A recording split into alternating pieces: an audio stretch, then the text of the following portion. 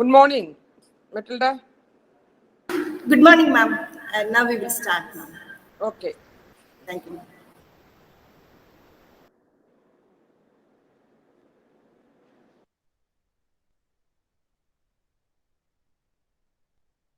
Good morning, Saurimuthu sir.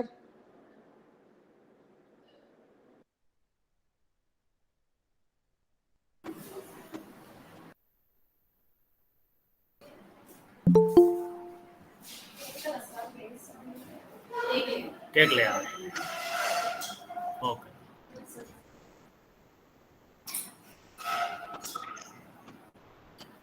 Good morning. Yes, sir. Very good morning. Good morning, Michael. Good morning. Good morning, sir. Good morning.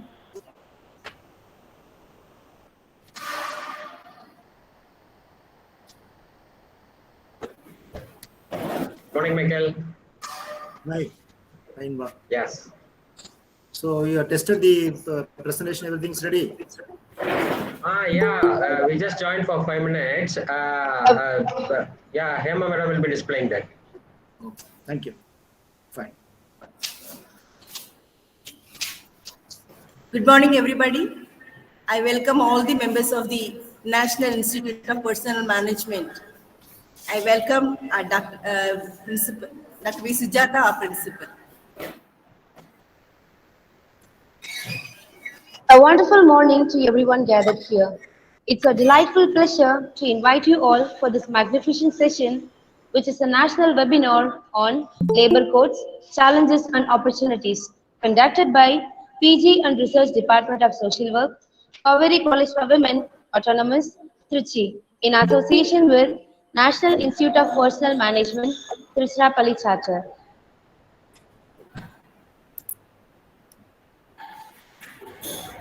Every great beginning starts with a faithful prayer.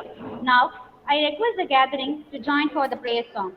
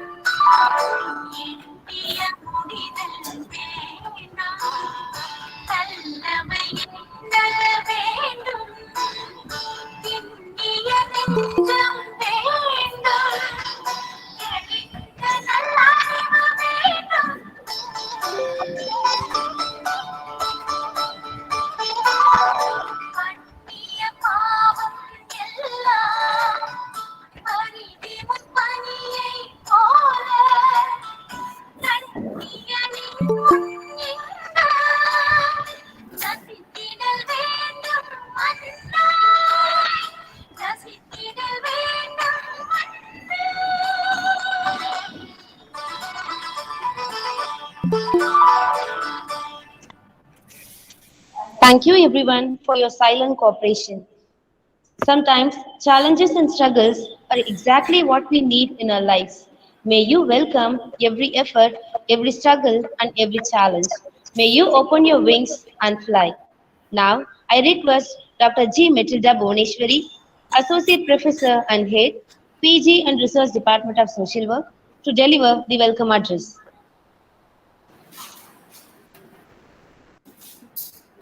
A very good morning, everybody present for the national webinar on new labor codes, challenges and opportunities. A cordial welcome to our resource persons. I welcome Dr. M.S. Michael Raj, Senior Deputy General Manager HR, Bharat Heavy Electronical Limited, Haridwar, Uttarakhand. Welcome, sir. Thank you. A warm welcome to Sri Inbarajan, General Manager Legal, Cone Elevator India Private Limited, Chennai. Welcome, sir. A hearty welcome to our dynamic principal, Dr. V. Sujata. Welcome, ma'am. I welcome all the members of NIPM, Tiruchirappalli chapter, Mr. Morgan, Chairman, Dr. A. Savarimuthu, Vice Chairman, Mr. Christian, President, Mr. Arul Selvam, Secretary, and all the members of NIPM. Welcome, everyone. I welcome the organizers of the national webinar, Dr. A. Savarimuthu, retired professor from St. Joseph's College, and now he's a guest faculty in our department, and Mrs. Hema, and all the other faculty members from Department of Social Work. I welcome everyone. I welcome Dr. G. Kanaga, Dean of Alumni Relations. I welcome ma'am. I welcome all the participants across the country and faculty from Kaveri College. I welcome everyone. I welcome all the students from different disciplines and from different parts of our country. I wish everyone to get maximum benefit through your active participation. Thank you all. Thank you, ma'am, for your applauseful welcome. To be inspired is great, but be an inspiration is an honor. Now, I request Madam Principal, Dr. V. Sujata, Kaveri College for Women Autonomous, Trichy, to felicitate the gathering. Good morning. I'm very happy to know that the Department of Social Work is organizing the national webinar on labor codes, opportunities and challenges. And let me thank Mr. Savarimuthu. He is the backbone of all these programs. And I'm very happy to see that the resource persons, Mr. Michael and Imbaraj, and all the members from NIPM City chapter, and the head of the Department of Social Work, Dean of Alumna, Dr. Kanaga, and all the faculty members and students, those who are connected to this particular seminar.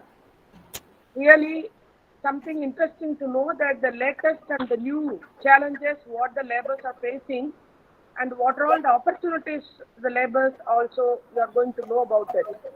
I really thank pandemic because everything is very small now because everybody is connected all over the world, all over nation, everybody is connected. And this is a very good opportunity to learn better things throughout the nation and about all. So I congratulate the efforts taken by the Department of Social Work for organizing the seminar. And I expect all the participants kindly interact and know better because simply listening is not the matter that is set to the online. It is not only to watch and listen. So you have to participate, interact and learn better. I wish all the success the Department of Social Work can continue such a type of seminars and workshops through online. Wish you all the best. Thank you very much. Thank you, madam. Thank you. Thank you, ma'am, for your delightful felicitation. The key to growth is the introduction of higher dimensions of consciousness into awareness. Now, I request Vice Chairperson of Dr. A. Savarimuthu, former Dean Management Studies, St. Joseph's College, Trichy, former Vice Chancellor, DMI, St. Eugene University, Lusaka, Zambia, to introduce the chief guest. Good morning, everybody. I am very much pleased to introduce the speakers of the day, Dr. Michael Raj and Mr. Inbarajan.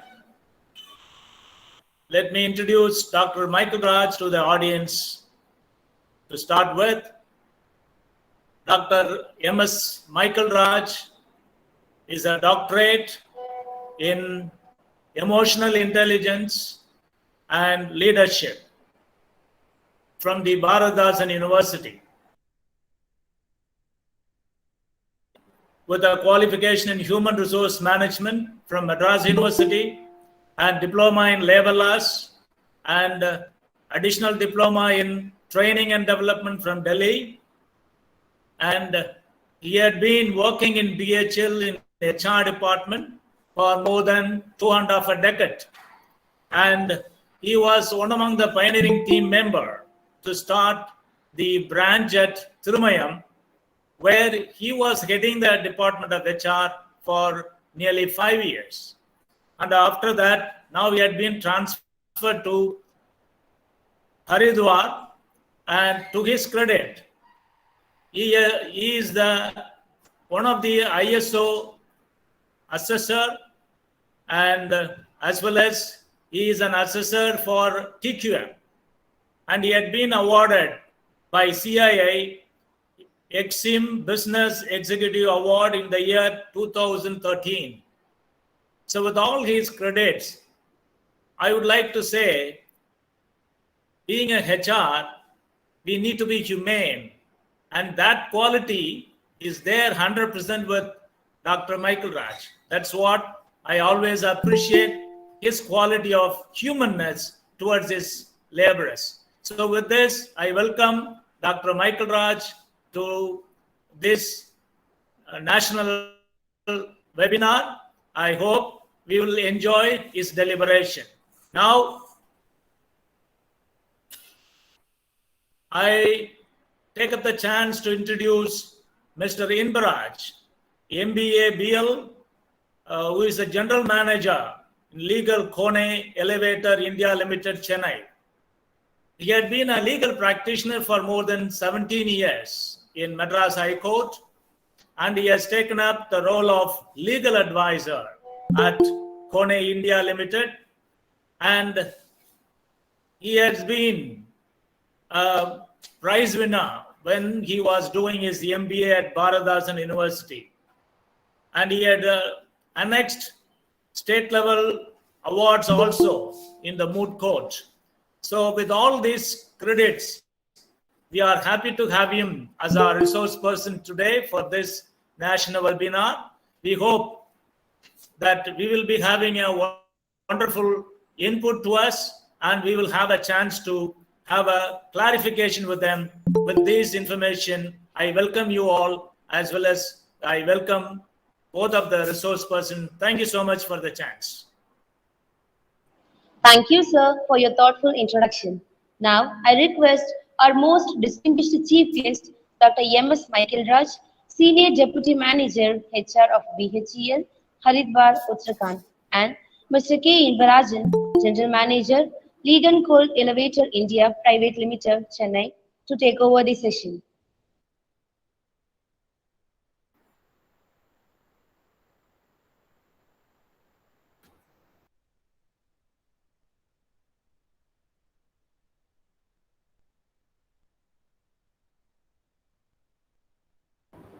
Sir, Michael Raj, sir, you need to unmute, I think. Yeah. Sorry. So very pleasant morning to everyone. So all of you, thanks for joining for this national webinar on the new labor codes, the challenges and opportunities. Since indeed it's an opportunity for the best, myself as well as my colleague Mr. Inbarajan, to share our thoughts on the new labor codes that are yet to come into implementation in India. There's a lot of talk across India as well as across globe. This the introduction of this new labor codes in India is being talked about widely. So at this juncture, what I would like to say is that this new labor codes that has come into it has got the presidential assent as on date, is said to be announced for implementation in India. So if you look at the background behind this, the second National Commission for Labor, they submitted the report in the year 2002.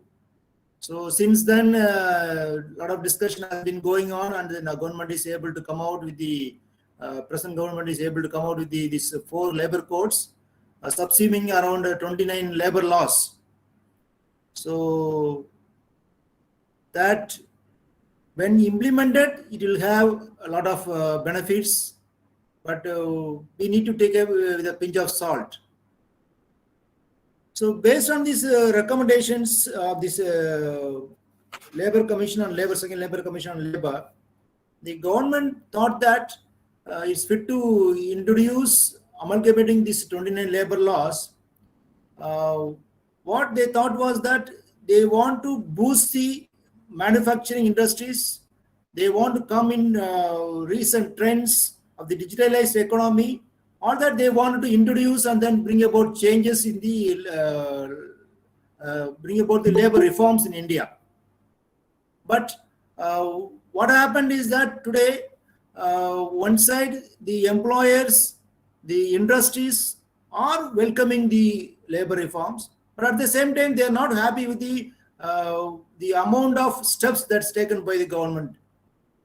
The other side, we look at from the laborers, the trade unions, if you look at that, they are 100%, they are not for the various labor reforms that are being introduced under these 4 labor codes.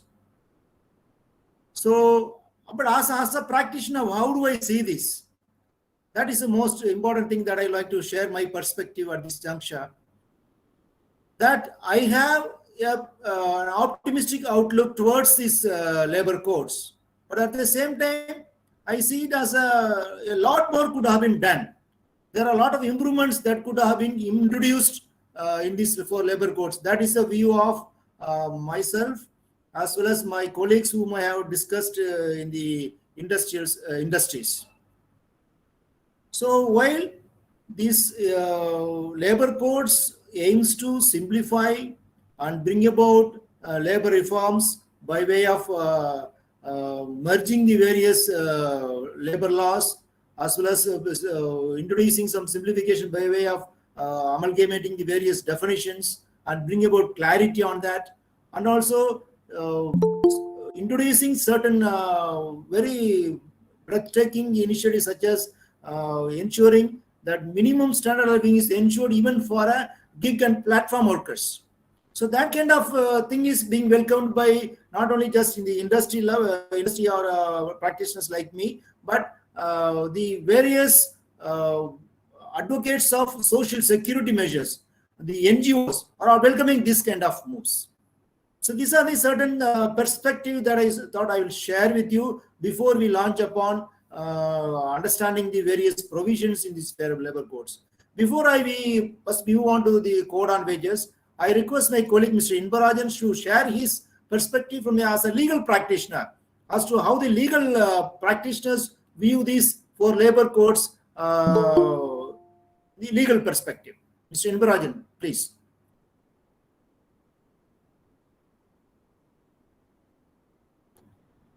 Inbarajan? Yeah, thanks, Mr. Michael. Yeah. Before pitching on the field, I would like to express my sincere gratitude to Dr. Bhuneshwari, the head of social department, and Dr. Sujata ma'am, the principal of Kaveri College, and our respected Dr. Savariguttu sir, and my colleague Michael, and Hema ma'am, who is very instrumental and putting a lot of efforts in bringing up this program, coordinating with us. So my sincere thanks to the entire team of Kaveri College and to the participants who are most willingly spending their time today. And just to share on a snapshot, this reminds me that the world is very small. Some 19 years back, I would just like to share a small experience. 19 years back, in the same month of September, I was associated with Kaveri College when I was a student in Trichy Law College. it was very interesting that there was an intercollegiate youth parliament competition organized by Bharathidasan University, coordinating with Rotary Club of Tiruchirappalli. So I participated, represented from Law College of Trichy and all the Arts and Science College within the ambit of Bharathidasan University. We came to Kaveri College, and that was the venue for us. And the entire team, we participated, and the youth parliament, till now it is a very famous annual program happening all India, and the Law College have won the award, and I was heading that team. So I received the honor from the then principal and the chief guest at that point of time from the university and from the Rotary Club. So now again, same September month, after 19 years as GM Legal in my career, addressing to the same Law College, Kaveri College students and the entire team is very interesting for me. So thank you for that. And just in a very snapshot, as my colleague, my friend Michael said, now how do we perceive this labor codes? What is the requirement? When as a legacy from 1948, there has been several codes are being there, oldest being from 1940s. So I'll just give you a very practical example for you to easily pick up. See, if I have to travel from Chennai to Trichy, imagine as a common man, I will stand in a queue and take a ticket for a bus up to Dindivanam. And from there on, I drop down and then I can take another ticket up to Virudhachalam. And from I drop down and again I take another ticket up to Trichy. So imagine this is what is being happening now in the entire industrial establishments with respect to laborers and workers. Now, the change of scenario, what we are looking at is what we are now experiencing in terms of the transportation, what I have explained. So from my home through online, I can book a ticket. So I can board a bus from Chennai. I cannot drop down anywhere except to my destination at Trichy. So this is what is the agenda of the government, to integrate, to minimize the efforts and to maximize the experience. There are other ways of looking at it. Suppose on my journey from point to point from Chennai to Trichy, there are chances that the bus may stop at Veluppuram for 15 minutes, at Dindivanam for 20 minutes, at Virudhachalam for another 10 minutes, and for lunch hour for 1 hour, and some breakdown on the way for 30 minutes. Imagine the time taken for me to drop down and travel again at point to point from Dindivanam to Virudhachalam to Trichy will have the same effect with 15 minutes tea breaks and 1 hour lunch breaks with the point to point travel also.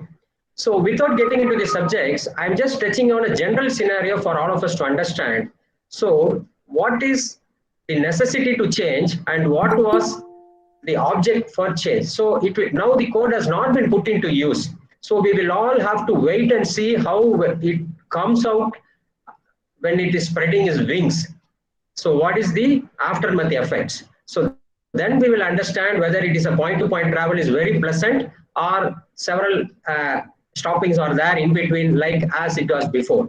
So just to give a snapshot on this. So over to Michael.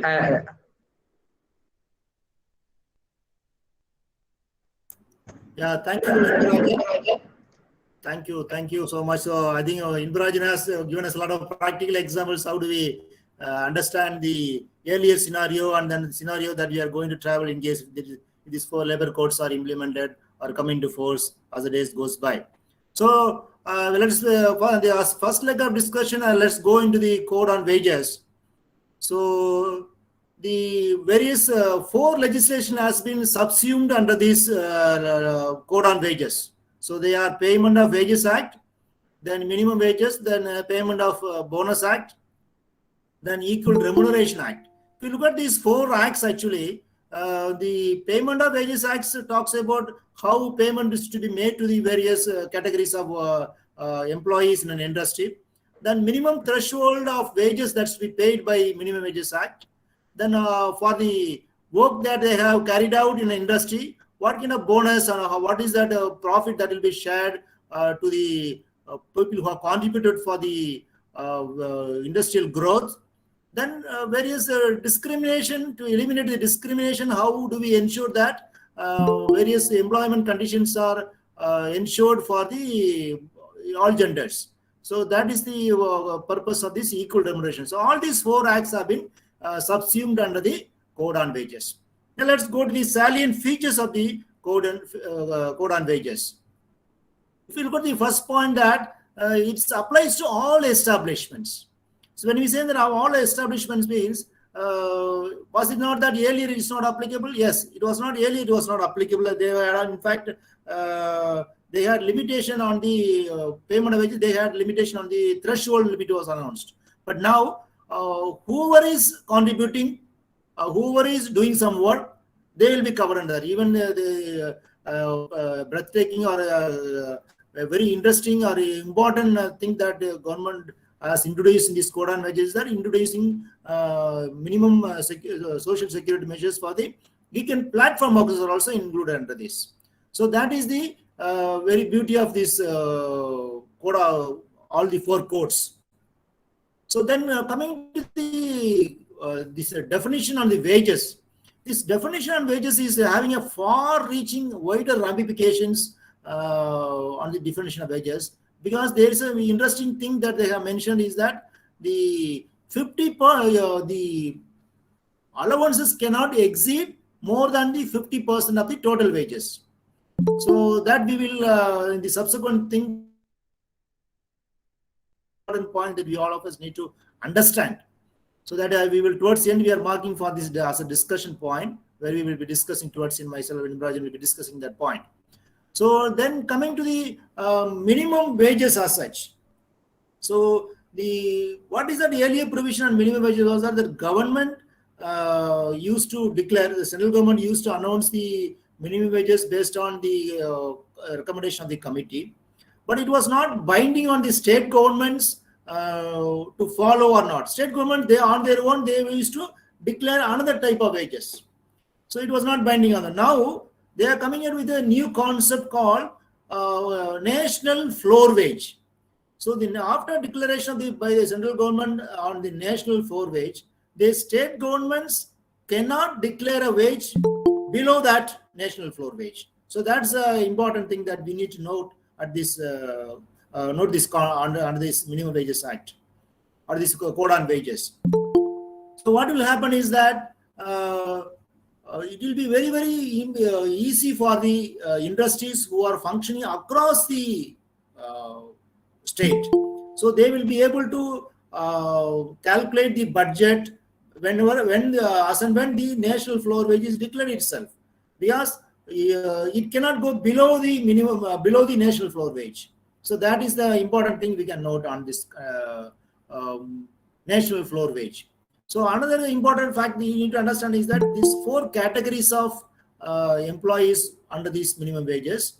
So earlier we used to have as big as around 2,000 type of minimum wages used to be declared by the governments. So now there is a specific input or specific mention is there in the Code on Wages that they need to minimize or the minimum wages, categories of minimum wages, and they are also suggested is unskilled, semi-skilled, skilled and high skilled wages to be declared by the governments. So that is the important thing that we can note, and it is really a welcome move. Then day on which the payment is to be made. So earlier we had 7th day as well as we had a 10th day. That was then. Now there is no confusion. Before this, by 7th of subsequent month, the wages should be paid to the workmen who are being paid monthly wages. And employees who resign or people who are dismissed or people who pass away, on the 2nd day, these wages to be their settlement should be done. That is a provision given in the Code on Wages. Then there is also limit they have specified that 50% of the wages, whatever is the drawing, that recovery should not exceed the 50% of the wages. That is also provision is that. Then another interesting and provision in keeping with the modern era, they are calling the all the inspectors, they are calling us inspectors cum facilitators. I think my colleague also will be discussing the other act in detail on this. So that is an interesting factor. They're talking about conducting a online compliance by the inspectors come facilitators, and they need to facilitate the compliance. So these are some of the words that are being used across the courts, to emphasize that this role of inspector is not that to harass the employers, harass the industries. Their role is to facilitate the industries to function. So that has been they are tried to include in the across the courts. We'll go to the next one. So coming to the bonus aspect, see, this bonus is applicable to all establishments, so employing more than 20%. Then as we had the previous bonus act also, we had that the minimum bonus to be paid is 8.33 and 20%, maximum is 20%. So that provision has been retained as such in the code on wages also. So the earlier we had threshold limit of people who are eligible for bonuses. They had threshold. Latest was the revision was that 21,000. So that is not with the clarity. They are not brought out in the code on wages. They have only told that the state government will be announcing this fact. So what is the threshold limit or the computation of bonus? What is the wage that will be calculated? So that is, they are left to the scope of the state government. So there is a question mark that we need to understand as the day goes by. What is that state government going to do with reference to payment of bonus for the employees who are engaged in the industries? So this no gender discrimination. Earlier it was just they talked about equal wages, equal work. Now they're talking about no gender discrimination and no condition of employment. There should be a discrimination. So that has been specifically brought under this code on wages. So let's next slide. We look at the just a comparison of certain features as to what we had on the very other 4 tracks and what are the new provisions, just for comparison purpose, to understand the importance or what are the various new measures that are introduced on the code on wages. So the earlier we had this state and central government used to minimum wages to be revised every 5 years. That's the interval should be 5 years, that has been mentioned. But now it has been mandated or compulsory that every 5 years that minimum wages should be revised once in 5 years. So that's an important thing, that they have mandated compulsory, that word is being used in the code on wages. Then the definition of the term employer has a different connotation in the new code on wages. Earlier it used to include any person who employs one or more person at an establishment, it was saying. But now it includes any person who directly or indirectly employs one or more persons. And one important thing is that the word contractor is also brought under the employer. And a person, in case of the legal in case of employer is no more, the legal representative also will be an employer. So that are the new things that are brought under this code on wages. Then regarding this advisory board, earlier we had employers, employees in equal numbers, and also independent persons. But now, apart from that, they have also included 5 representatives from state governments to be nominated by the central government. That's a new thing that has come into the new code on wages. Then earlier we had this applicability of Payment Wages Act, wages bill not exceeding 24,000 will be covered under the Payment Wages Act. So that threshold limit has been removed in the code on wages, saying that all employees will be covered under this code on wages. So as I wind up on the first leg of my discussion on code on wages, I like to say that this code on wages, one important provision is that the definition on wages is applicable across the codes. So that is an important, very wider ramifications which we need to take note of. So with this discussion, I hand over to my colleague, Mr. Indarajan, to take on the occupational safety, health and working conditions code. Mr. Indarajan. Yeah, thank you, Mr. Michael. Yeah, now we will just have a glimpse of this occupational safety, health and working conditions. So as the name goes, you can understand it is occupational safety, health and working conditions. Shortly we call it as OSHW. Now if you see, this consolidates 13 acts. On the next slide, you will find a list of acts. Ma'am, next slide.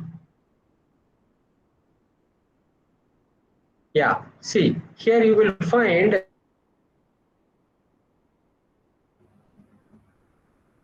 code. If you find Factories Act, some of the known acts I'll just brush up for your memory. It is the Factories Act, which we touch on and off, and the Contract Labor Regulation and Abolition Act, and the Interstate Migrant Workmen Act, the Building and Other Construction Workers. When you come into your profession or when you are in your profession now, these are some of the acts which we normally revisit on and off to look into the provisions and interact with the authorities. So almost 13 acts have been consolidated into this code. Next. See, it applies to all establishments covering all types of activities, including the service sector. So it is not only manufacturing, it is also the service sector, where 10 or more are employed or have to be covered under this OSH Act. Now, if you see, the regular compliance is on the Shops and Establishment Act if there are 10 or more persons employed. Now, there is a dual compliance required both under Shops and Establishment Act and also under this OSH Act. This act applies to factories. However, this is a central government notification. The state government may exempt the applicability of certain factories from this act. Maybe that is yet to be notified, but the provision is available here. Now, in terms of the famous definition of factory, if you see, the threshold have been increased in this OSH Act. Previously, the definition goes as 10 employees working with power and 20 employees working without power. Now the threshold have been increased to 20 employees, whichever establishment employing 20 working with power or 40 working without power how is defined as factory and covered under this OSH Act. Now there's another interesting thing is the contractor establishment is also covered here, unlike the previous act, which employs 50 or more employees. The threshold for contractor labor have been increased. It was 20 and now it is 50, and both for the principal employer and for the contractor. If the contractor by himself engages 50 or more, or the principal employer engages 50 or more on his own, the contract labors, now they are covered under OSH. Now the interstate migrant workers, if employed 10 or more in a site, now that has to be covered in the OSH Act. And there is a common registration platform. Within 16 days, you have to register. If you not registered under this OSH Act, then you cannot hire any employees. It becomes a deviation and we will be invited for some penalties. So registration has become mandatory. And I'll explain you in the further slides that the registration has also been eased out.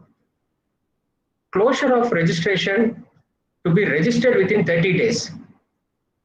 So when you close an entity also, you need to inform within 30 days. And more interesting is that the entity has to confirm that all dues are paid to the employees. Then only the closure will be allowed. In terms of change in ownership and management, also it has to be reported under this new act. The compulsory issue of appointment letter. What happens sometimes randomly people engage and they will not have any record of employment, and the employee has to run around the employer to record that he has been employed and he has got work experience. Now compulsorily issued under this code.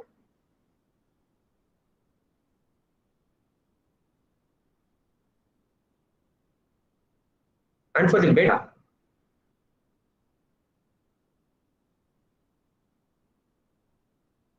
the next employer wish to engage their team for overtime, then the consent have to be obtained from the workers.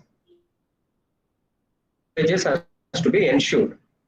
In terms of employing women, now it cannot be dictated nor compelled anymore.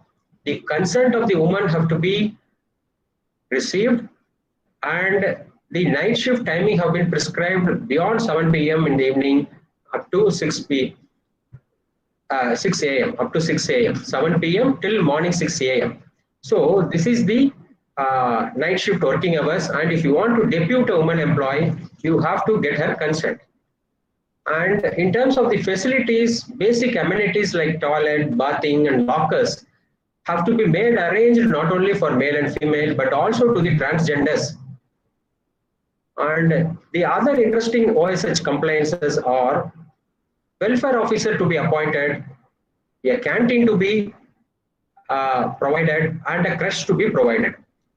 The requirement under this act is the threshold have been reduced. If you see earlier, only when 500 or more is employed, a welfare officer is required. Now under the new code, if a factory employs 250 or more, then a welfare officer to be appointed. Earlier, if it is only 250 or more, a canteen facility to be provided by the employer. Now, if you employ 100 or more, you have to provide the canteen facilities. If you employ 50 or more workers, then the creche should be provided. So these are some of the noted changes which the management, the employer have to be noted. No engagement of workers through unlicensed contractors. If you engage, normally what happens in the flow, people will focus only on the production and they keep on engaging people as and when the human flow comes.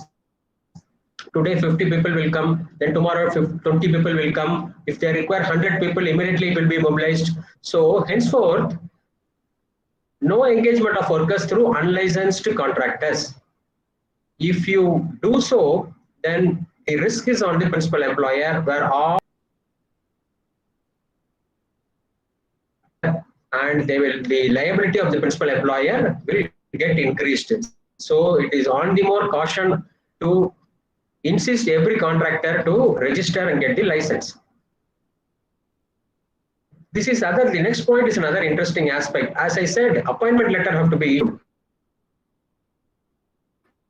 The other one is to get demanded by the worker. Imagine somebody who is working in a very big project. I'll tell you a big 10 acres project built up by L&T, and which takes at least 4 years to entirely put up the turnkey contract. And a set of 50 workers or 100 workers, people may come, people may go. But if there is a standard 100 people who stay there, toil and work for the project, finally they should have a work experience, if at all they demand on their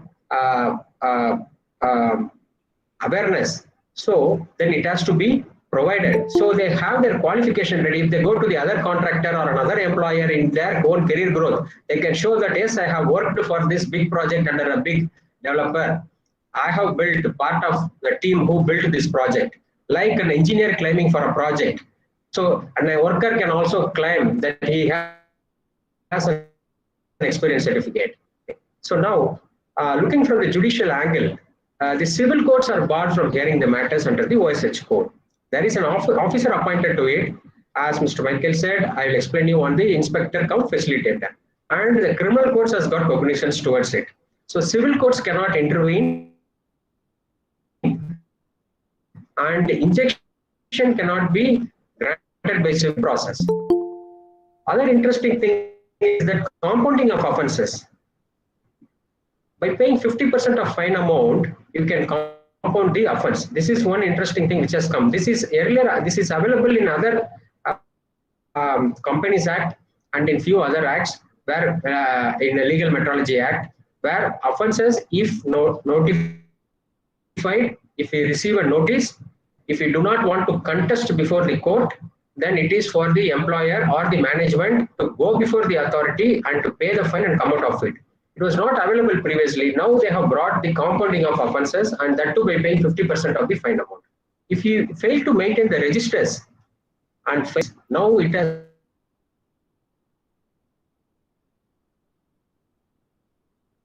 liable to be imposed,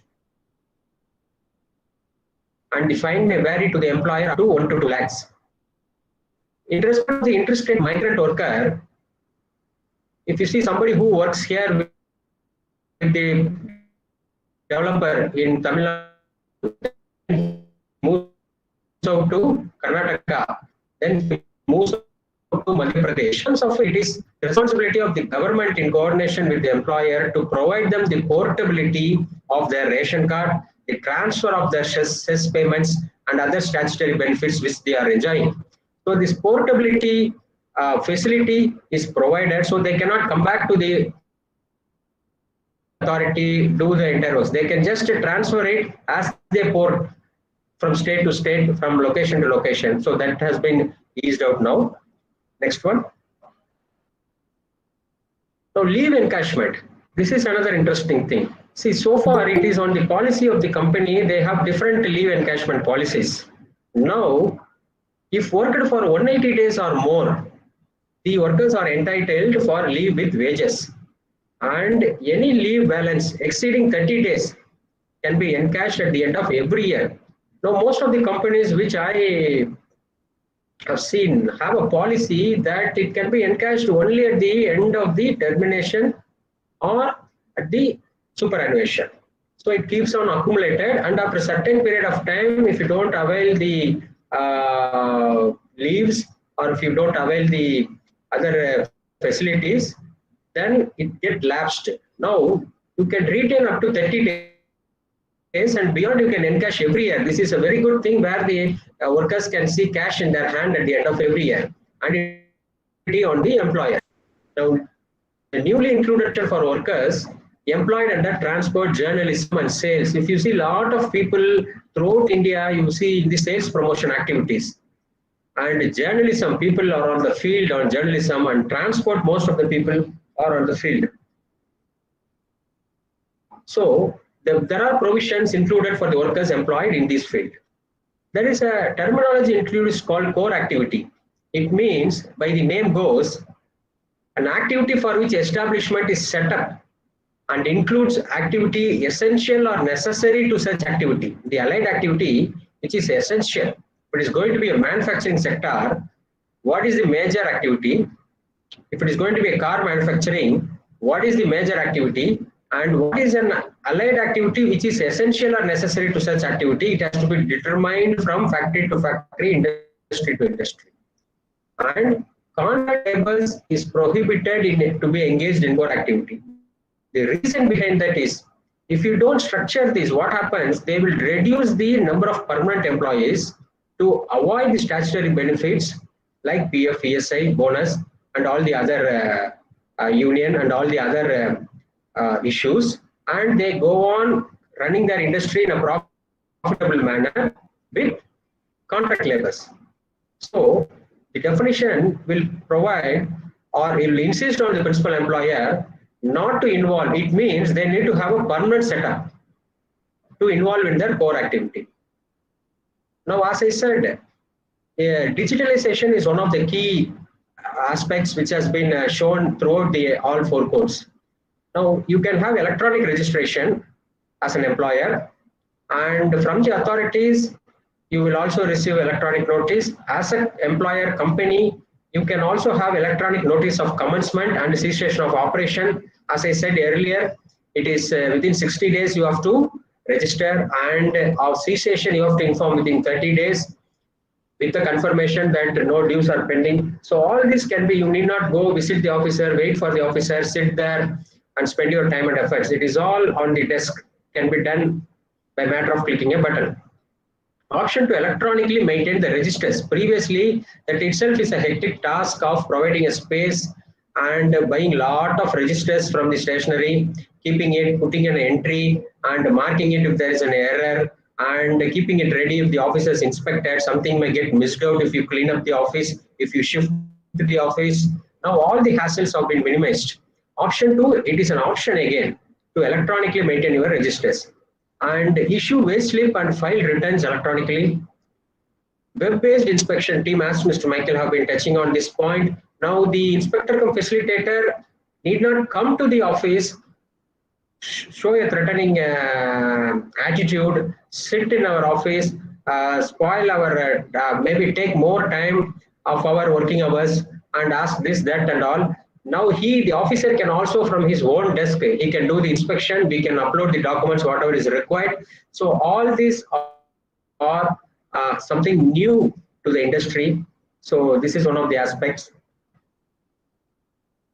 Yeah, so now with this, we have covered the Occupational Safety, Health and Working Conditions Act. Now I will hand over the floor to Mr. Michael.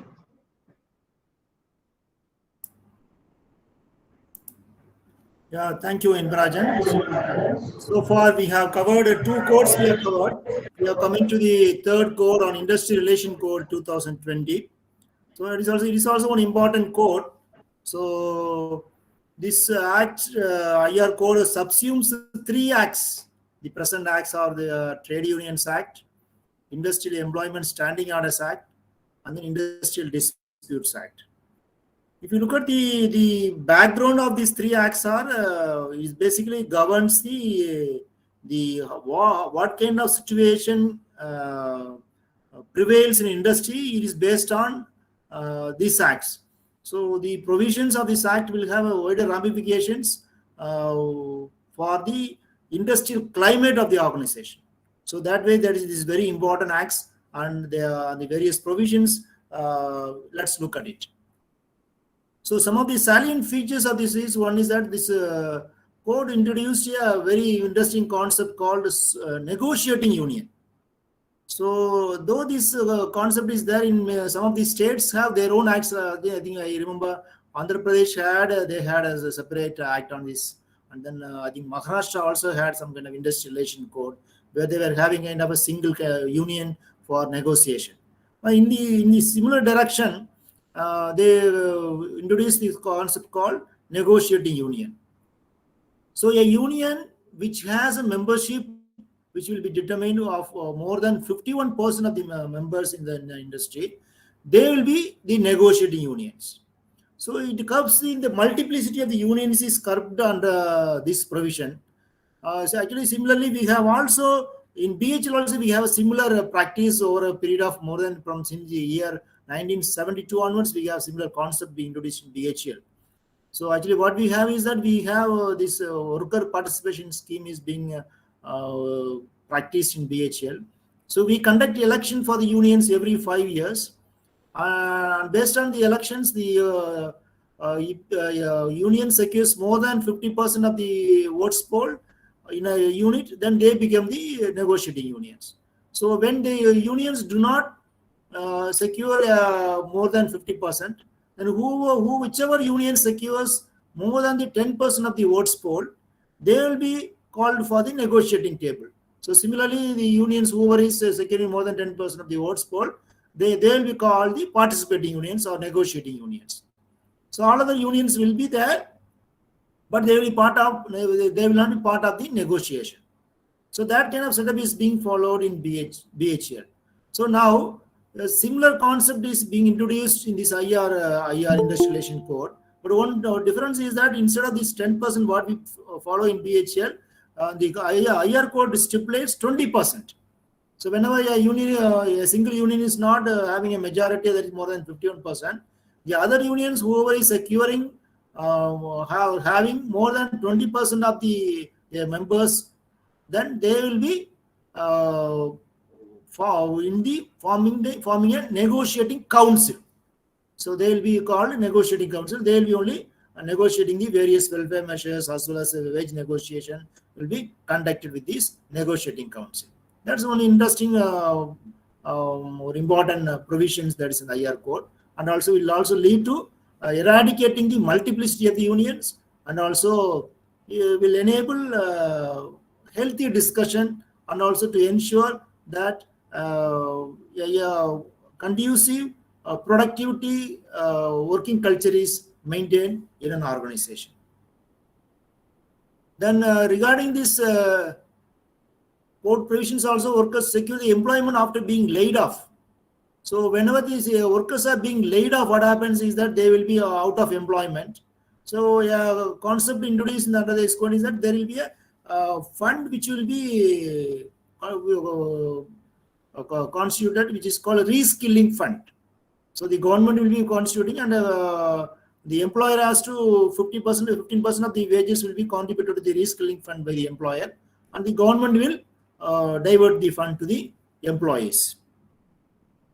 Then regarding the resolution mechanism, so actually now we have several layers of resolution mechanism, starting from conciliation officer, then board of conciliation, board of inquiry, industrial tribunal, like that. Many things are there. That has been reduced and it has been simplified under this Industrial Relation Code.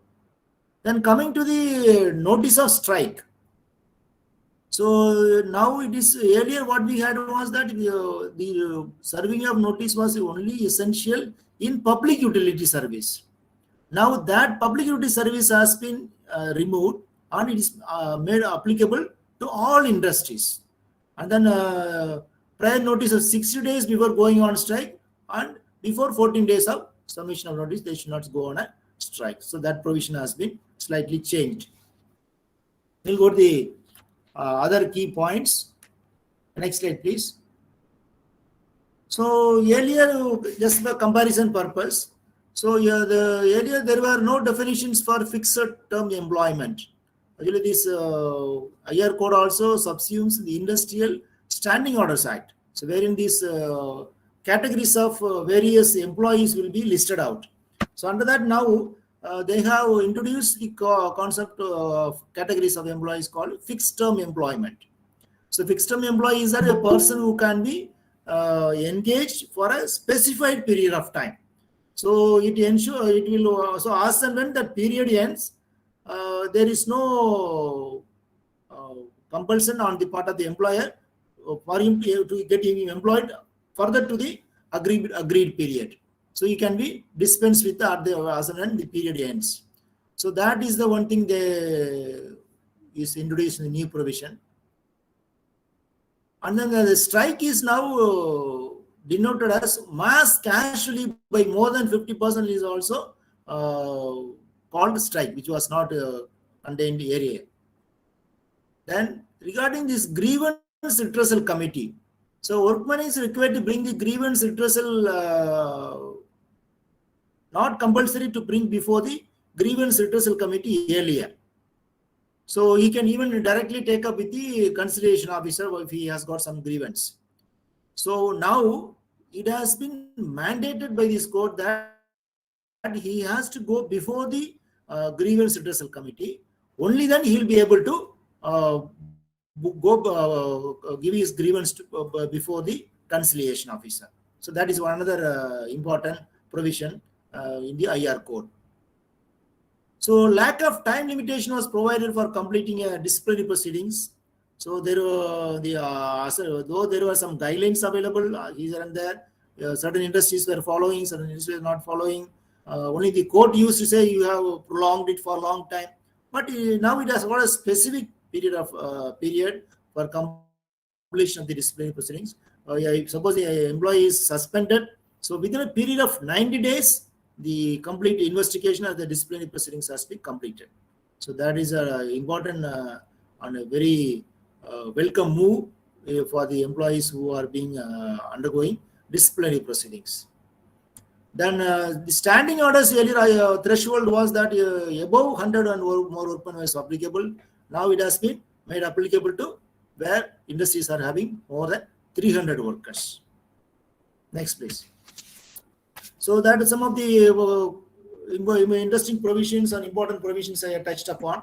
So now I request my colleague to discuss on the Social Security Code. Mr. Indirajan, please. Yeah, thanks, Mr. Michael. Yeah, now we will have a glimpse of this code on Social Security Code. Next slide. So as we have seen in the OSH Act, here almost 9 central laws have been replaced. If you see some of the top known acts here is that Provident Fund Act, the ESI Act, the Gratuity Act, which every HR professional have to touch as a circle, and the Maternity Benefit Act. So almost 9 acts have been replaced. We will see how it has been collated. Next one. Okay, so there are some new definitions of employee. It includes workers employed through contractors and interstate migrant workers. It means includes self-employed workers from another state. Previously, when we see employee, it means an establishment who is having their own employees on roll. Now it includes workers employed through contractors also. So the coverage have been expanded. And interstate migrant workers, as we understand, it is normal base workers who comes from another state. As we normally see in Bihar, Orissa, they come to our state and they work on the project sites. Now the scope have been expanded. It includes self-employed workers from another state. If they come here and they work, and they should also be covered. The object is they should also be covered under the Social Security Act. Now let's get into a snapshot of each act on a few understanding. Now PF Applicability Act, if you see Provident Fund, there is no much change. It applies to establishments employing 20 or more, and the contribution percentage is also earlier, currently it was 12%, and now the code says it is 10%, but there are also some comments saying that it may increase to 12%, and there are all the more chances, so it remains the same. Like we have to wait and see. And under the PF Act, appeal can be made. Only thing is that the process have been little bit eased. So under the PF Act, appeal can be made against any notification or order by central government and by any authority. So each and everything before PF, it can go on appeal. Now under SS code, the appeal process have been reduced. It means you can go only against order passed by the authority to the tribunal. That itself with respect to determination, assessment of dues and levy of damages. So otherwise, under PF, you cannot take it on appeal. That's the understanding. And another interesting thing is that fixed limitation of 5 years for determination of money dues, including proceedings inquiry. If you might have heard that there are several crores of rupees lying in the PF account unclaimed, and it goes without lies dormancy. People will not take it, or they will not undergo the tedious process of taking it. Now almost now under PF it has been made online. But if there are any disputes in terms of employment, or there are other allegations or other disputes with the authorities, in any case it should not go beyond 5 years for determination of the money dues, including the proceedings and inquiry time. So the deadline have been fixed, which is one of the welcoming move. In terms of the State Insurance ESI Act, again on the threshold they have not increased. It is any establishment employing 10 or more, it remains the same. And as far as the contribution is concerned, employer is the same at 3.25%. For employee, it is 0.75%.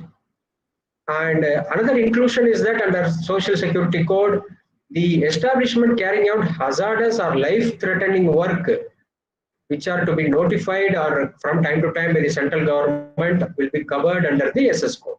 This is one welcoming move. And the next one, yeah, in terms of the gratuity, again, the basic coverage is not changed. Any establishment employing 10 or more should be covered under Gratuity Act. In terms of the computation and withholding also, there is no change. But when you see the eligibility, it is a legacy that, and more so for software employees who normally hop on, hop off, for any employees in terms of this career growth, they get into a company and then after 2-3 years they switch on to another company, and from there on it goes on as per their requirements. So it was 5 years originally, now also it is 5 years. If an employee works with the company, he becomes eligible for gratuity. Now in terms of certain category of people, I will explain you on the like journalist, another category, it has been reduced from 5 years to 3 years. And the 5-year term is not applicable to a fixed term employee. I'll explain you on the next slide what is a fixed term employee. On expiry of the term or any other event notified by the government. So the 5 years is little bit now becoming flexible for applicability of gratuity. And the gratuity cap of 20 lakhs is also specified at the time of implementation, it will be specified. And there's a pro rata gratuity for fixed term or deceased employee. it is to be calculated on 50% of our gross wages and not on basic and DA. So it is not that they would have completed the tenure.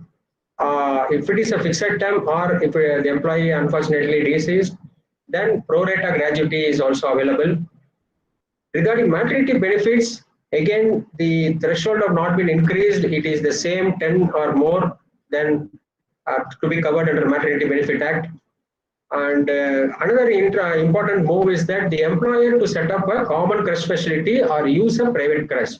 As we have seen in the OSS Act, if the employment is 50 or more, then a creche facility to be appointed, if you can recollect. Yeah, so that facility can be a common creche facility or they can engage a private creche. In terms of the Employee Compensation Act, wherever ESA does not apply, it remains the same. The earlier provisions have not been changed. Next.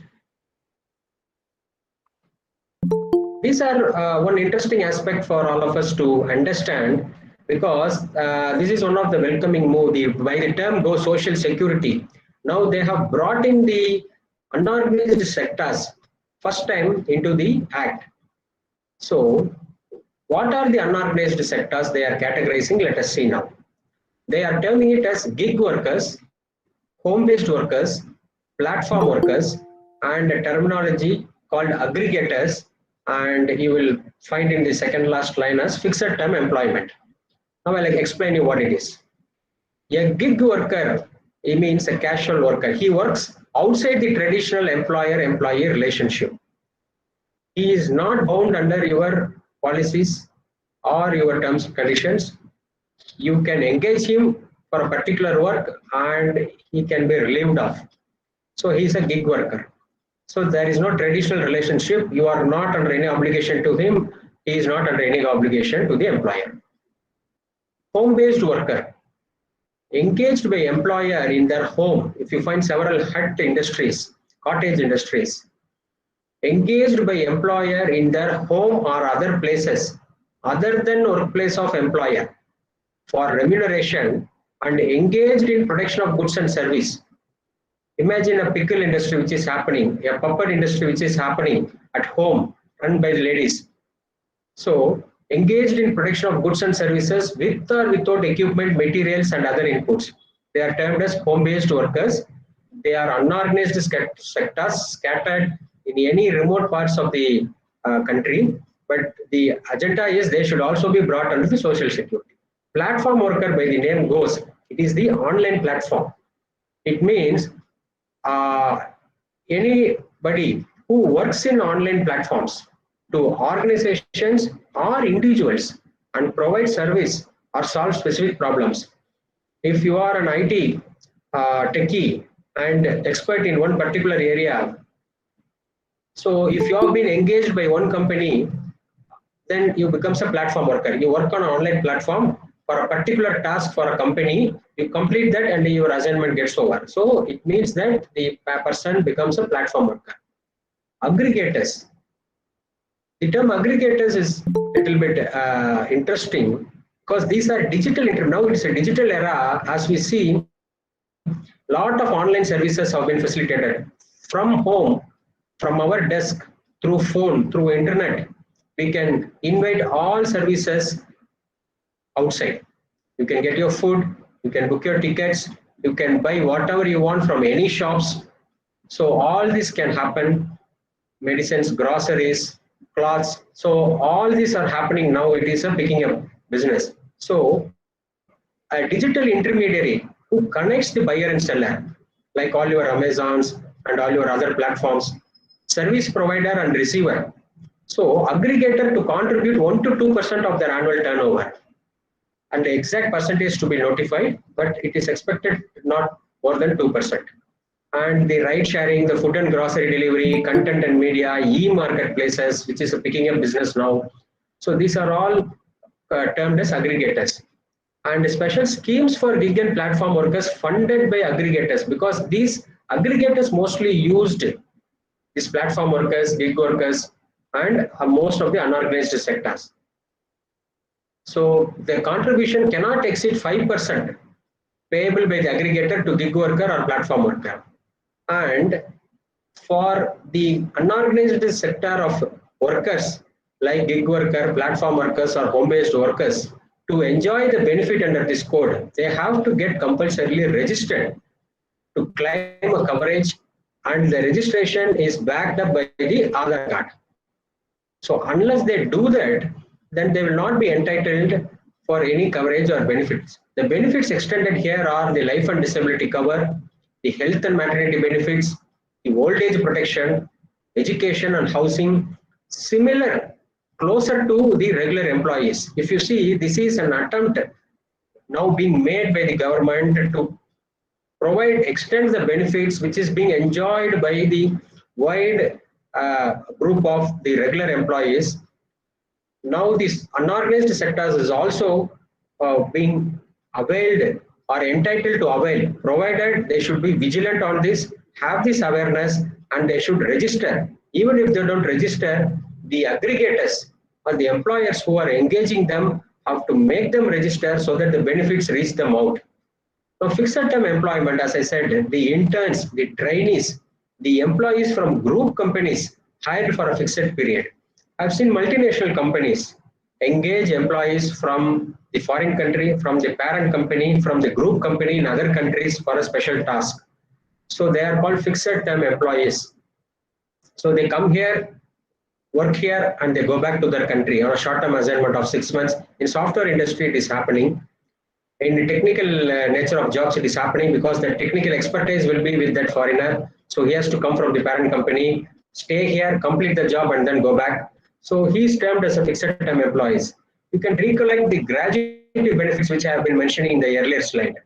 So if he works here for 1 year, now he is entitled as a being fixed term employee. The engagement on the should be on a contract basis for a fixed period, and if he goes back, it is not that he works here for 1 year, he is not entitled for the benefits. He is entitled for the gratuity benefits being fixed term employment. So these are some of the benefits extended to the other category. Yeah, next one. Now if you see another interesting aspect of career center.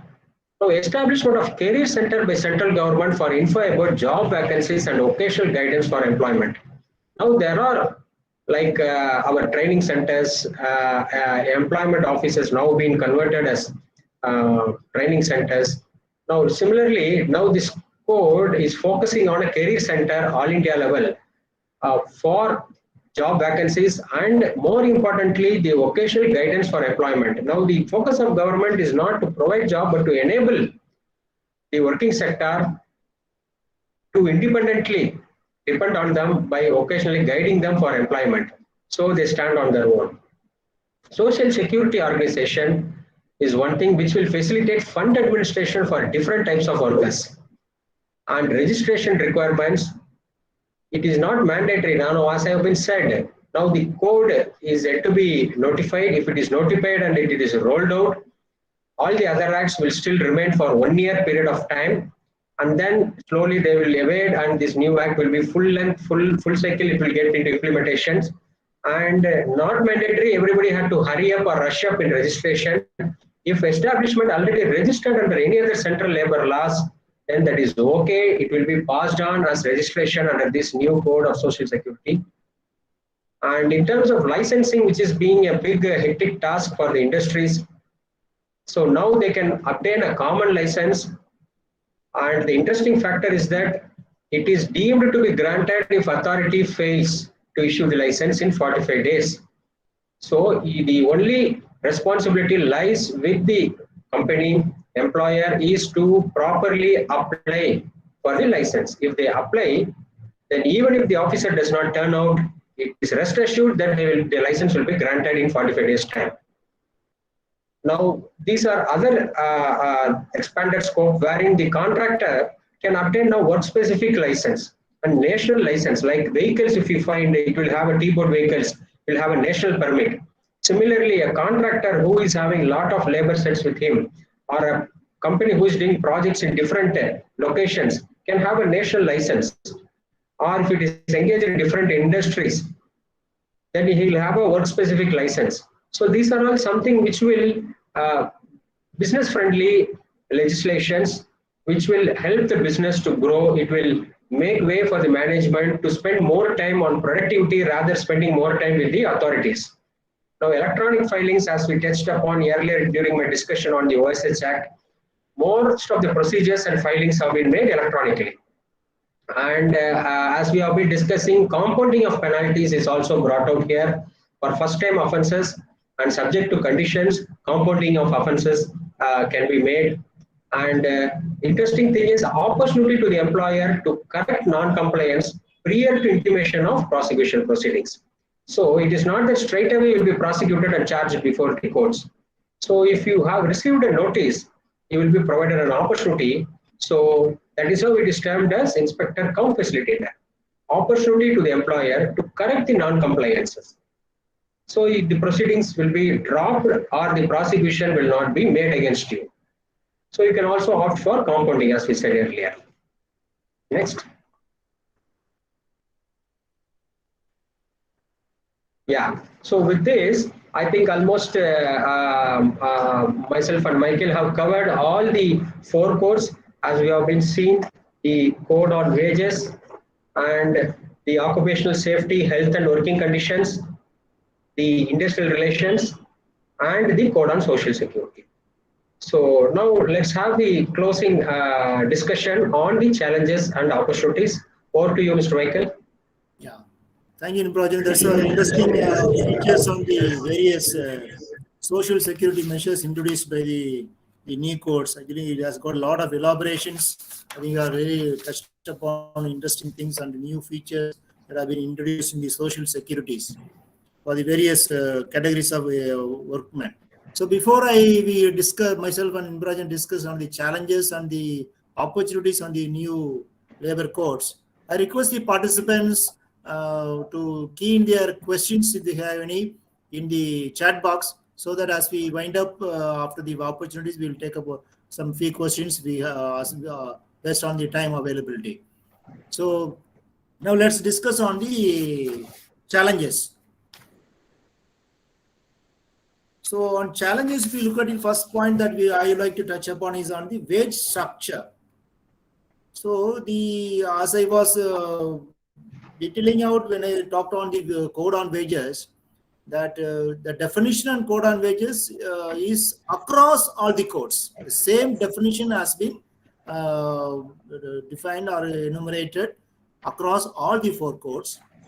And they have specifically mentioned that the wages, so now usually we say the basic pay. So that we are replacing it as wages. So that wages put together, the allowances cannot, apart from the wages, the allowances cannot exceed the 50% of the CTC or total wages. That is what they're saying. So what is the implications on this count? That is what we need to take note of at this point of time. So interesting thing is that so for example, let us take a person is being, for the sake of calculation, a person is having a total his compensation is 1,000 rupees. Suppose his wage is basic pay, we call it, he is being paid 400 rupees. The allowances and other various allowances under which he is being paid is 600 rupees. So what will be the implication based on this clause or when this code on wages is implemented? So since put together it is 1,000 rupees, he is being paid wage of basic pay will be around 400 rupees and the allowances are 600 rupees. So there are around the 100 rupees which is exceeding the 50% will be form part of the wages. So the for 100 rupees from the allowances will be pushed to the wages for calculation of these benefits.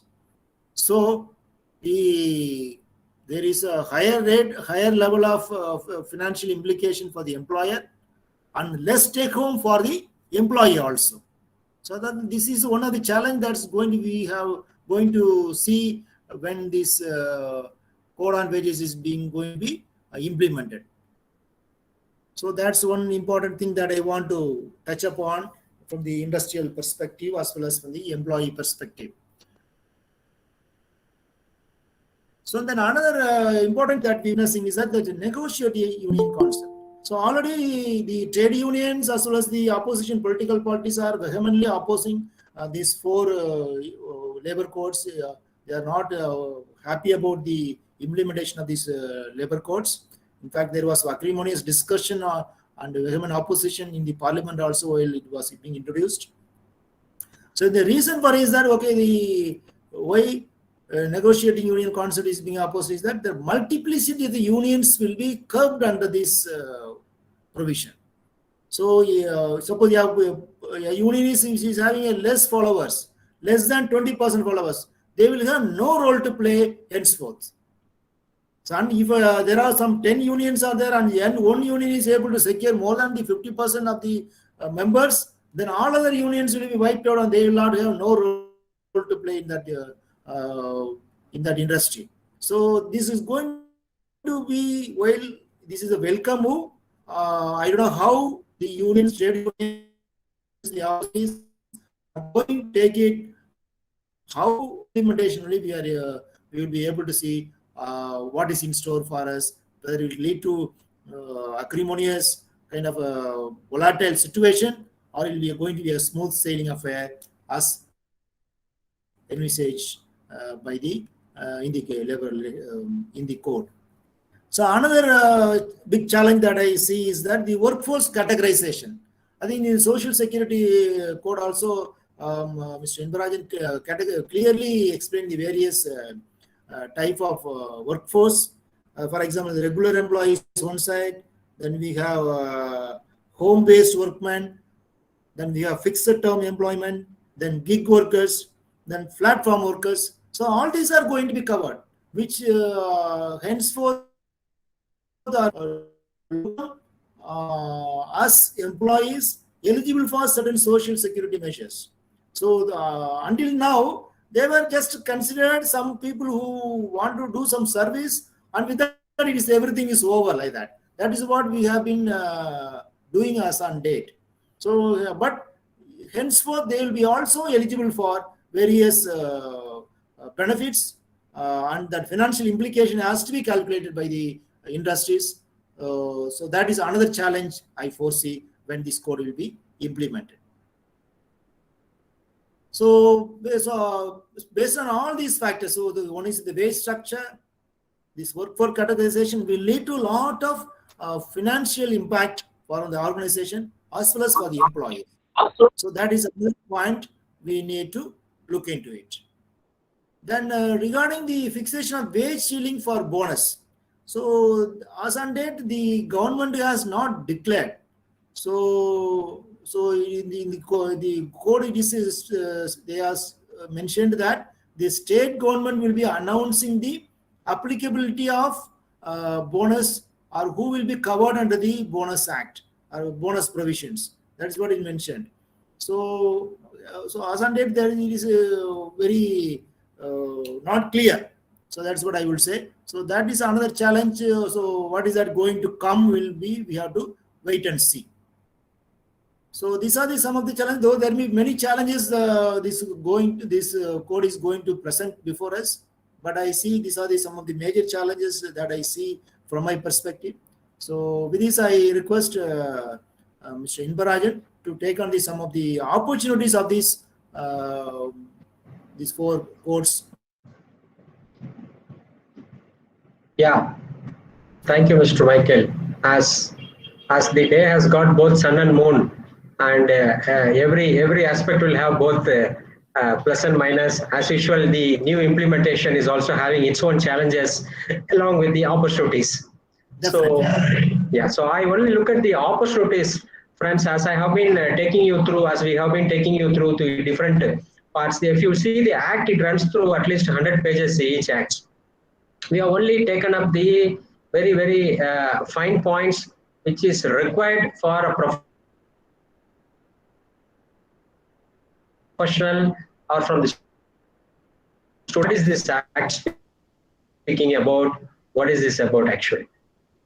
So from the opportunities angle, as we have been explaining to you, if you see the impact of facilitators, so facilitators are fulfilling So and compounding pay the penalty and account of it. So this is available to you. So, and the statutory benefits, like employers, it has been extended to the contract workers, and the simplification of procedures. If you see earlier, as I have been explaining, it is a touch of a button. Now everything happens, including your inspection is a web-based inspection. So people will not suddenly knock your company doors and they say that I'm coming in for inspection. So everybody turn around, leave their job and go before the inspector. It is not like that. And every time you dedicate a team of your employees to go to the different offices and do the paper filing works and get clarifications, it is not like that. Now the procedures and process are simplified. And the coverage of unorganized workers, what happens, lot of malpractices, lot of manipulations have been happening at the government level and also at the private sectors level. Now, if the unorganized sectors, as has been notified by the government, guided by the government, if they could register with the backup of their Aadhaar card, and then if that thing is being provided wherever they are being engaged under any category, be it a home-based worker, be it a platform, be it a gig, so be a fixed term employment, whatever be that, if that is backed by this registration, whatever be the payment they are being made, so it is get recorded, and the benefits will also be extended to the unorganized sector. So overall, if you see the opportunities, it is digitalization, it is the wider ambit of the coverage, and the facility of doing the business flexibly without much apprehension on the prosecution. So that is how I look at the opportunities maybe to share with you. So with this, now we end our session with having relooked into the 4 codes and the opportunities and the challenges. So now the floor is open. Maybe considering the time, we will have some limited questions to take on. Thank you for everyone's patience to listening to us, and thank you once again to the college management and each and every one of the college team having organized this. Yeah, thank you, Inbarajan. So I request the coordinators to whatever is in the chat box. If you have any questions, I request you to just maybe I see one question from Mr. Gopi. He has said that please re-explain in the chat box. Civil courts barred from hearing matters under the OSH code. Yes, Mr. Gopi, to explain you further on this, see, these codes are all of penal provisions. If you see, it is by the authority, there is a notice and there is a penalty, there is a compounding, there is a prosecution. So the prosecution will happen before the magistrate courts, that is the criminal courts. And the ultimate is either imprisonment or penalty or both. So the criminal courts will have the cognizance and not the civil courts. So that is the distinction which is made clear. So we cannot twist it as a civil violation. Any deviation will be termed as a criminal violation. So that is how the jurisdiction of civil courts have been barred. So obviously the courts are having powers, but the criminal courts. So I hope I have clarified you.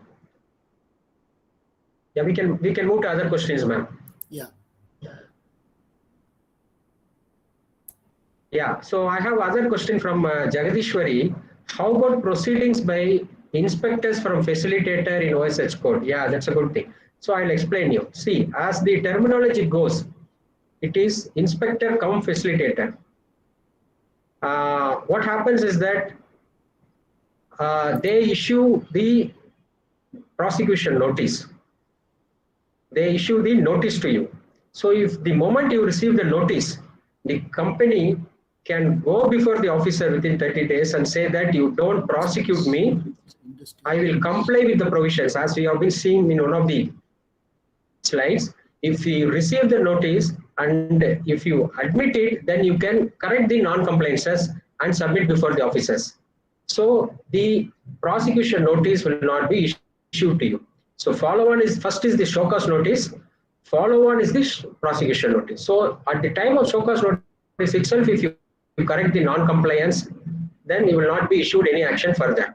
Second, if you understand that this is the penalty, and if you pay the penalty, or if you compound the offense by paying 50% of the fine amount, then further you will not be charged. So these are all the initial stages. So if you have been, there are 6 months time for the officer to prosecute. Well, unless the officer goes before the magistrate court, the courts will not take cognizance of this matter. So he has got 6 months from his knowledge to go before the criminal courts to prosecute on us. So in terms of the normal inquiry before the authorities concerned, if you do not wish to compound, if you do not wish to pay the offences, then after receiving the notice, the appeal is, if there is a penalty charged on you, you can go before the undersecretary within 60 days, and then the undersecretary rank of officer will be dealt at central government level, equivalent officer will be notified at the state government level. Then another 60 days appeal time will be there. The appeal will be disposed of in 60 days time at the deputy secretary rank level. So this is how the proceedings before the inspector cum facilitators and then to the appeal levels goes on. Yeah.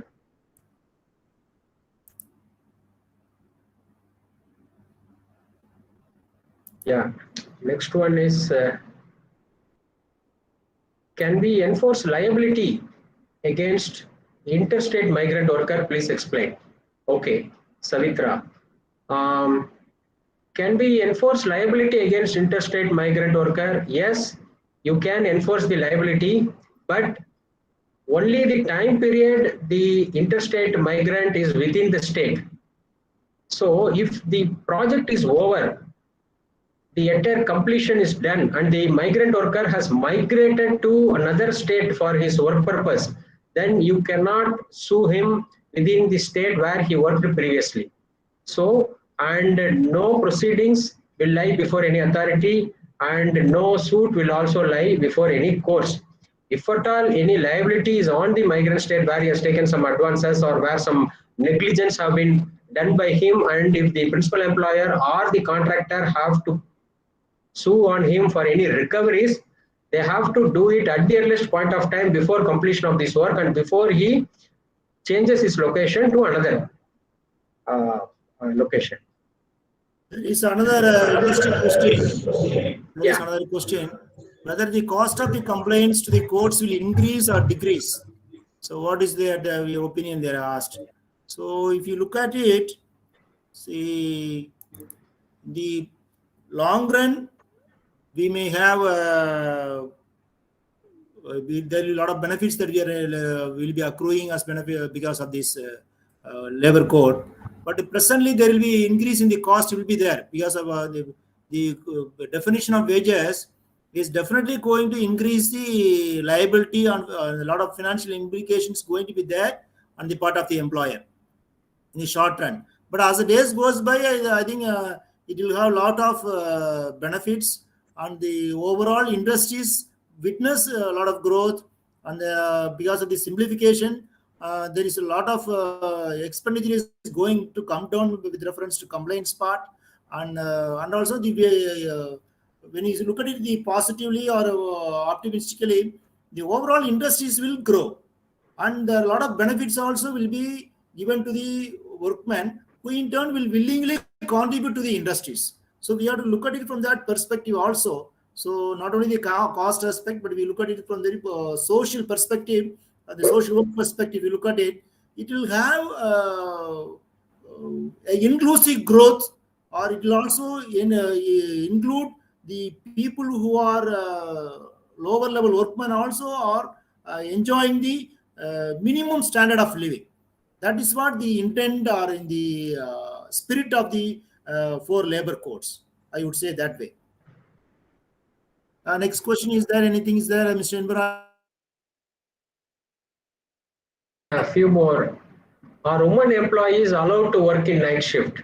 Yes, Yeah. very well. They are allowed to work in night shift, as we have seen, but only the consent have to be obtained, and the night shift timings have been prescribed beyond 7 p.m. and before 6 a.m. So these are the timings construed as night shift. So if you want to engage women employment, yes, the employer can do it, provided obtain a consent from the woman employee. And the So next there one is are- on, yeah, please. There are few questions related to the implementation part actually. So Yeah. one person has a tentative timeline for implementation of the codes and when codes have been amended or not.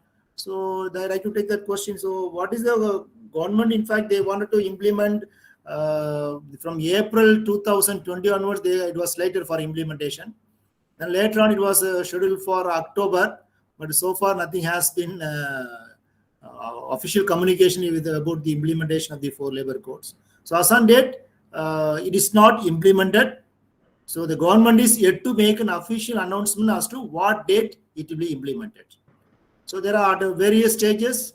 And some of the state governments have formed the rules. Some of the state government has yet to form the rules on the various 4 codes. So at various stages are there. So we are awaiting the announcement of the government for implementation of these 4 labor codes. Yes, well said. Yeah.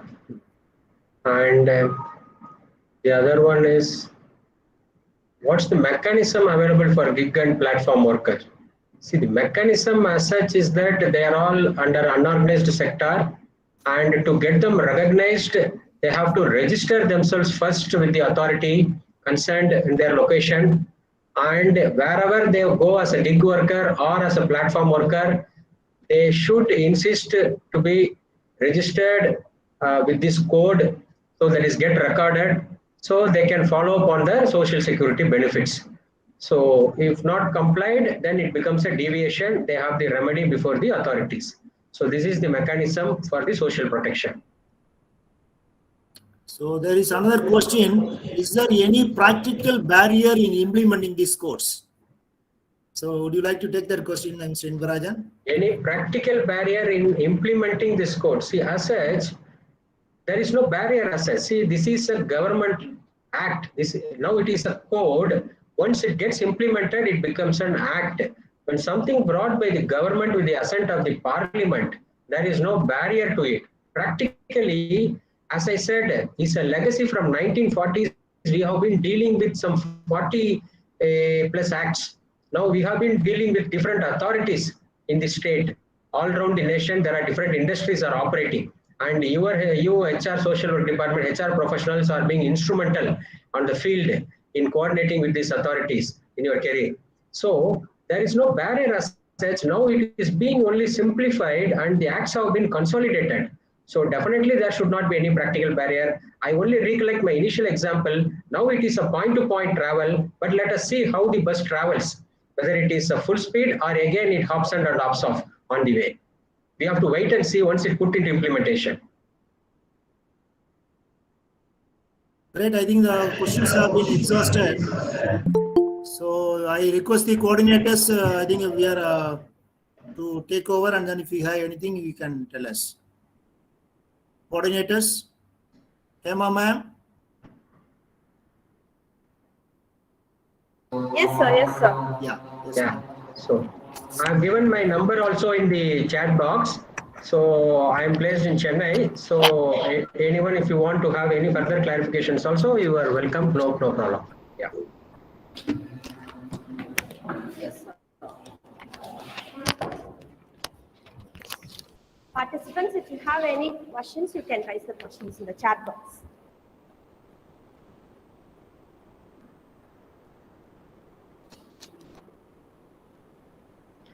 It's really a very good session. Nice to see people spending their time, and Kaveri College are very fantastically coordinated. Thanks to each and every one of the organizers and to the college management. And thanks to our respected Professor Saverimuthu for patiently listening to our presentation. Thank you. Thank you.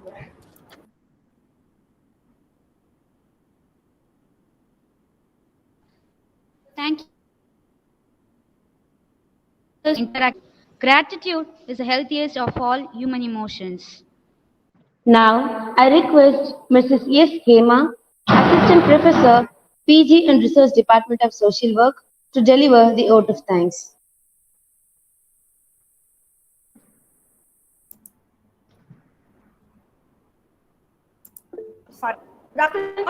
Gratitude is the sign of noble soul. I am honored and privileged to propose the vote of thanks on this occasion. Let me first of all start by giving glory to the Almighty God for making today's occasion as a resounding success. I thank our special guest, Dr. M.S. Michael Roth, Senior Deputy General Manager, Bell Haridwar, Uttarakhand, and another resource person, Mr. K. Inbarajan, General Manager, Legal, Cone Elevator Private Limited, Chennai. We are grateful to our college governing council and our beloved principal, Dr. V. Sujata, for being great support for us. My heartfelt thanks to Mr. C. Mohan, Chairman of NIPM, and Mr. Arul Selvam, Secretary. Also, I thank Dr. G. Matilda Boneshwari, Head and Associate Professor, and Dr. G. Kanaga, Dean of Alumni Relations Professor, and all the faculty members of PG and Research Department of Social Work, Kaveri College for Women, Trichy. Last but not least, I thank all the participants and student volunteer of social work for making this program successful. Thank you. Thank you, sir. Thank you, ma'am, for your enlightened gratitude. So, Participants fill the feedback form. yeah. So from the resource person side, we would like to extend a very lot of gratitude from our side for the organizers, organized the Kaveri College for the women. We wish them all the best. PG Department of Social Work, great initiative in organizing this very useful seminar for all the student as well as the practitioners community. So thank the NIPM Trichy, Mr. Mohan and his team, Mr. Secretary, Mr. Arul Selvan, and then Dr. Sarimuthu for organizing, taking a lead and organizing along with the Kaveri College. Thanks for the opportunity. Thank you so much. Yeah, thank you so much. Thank you, sir. Thank you all. Yeah. Thank you. Thank you. Bye. Thank you.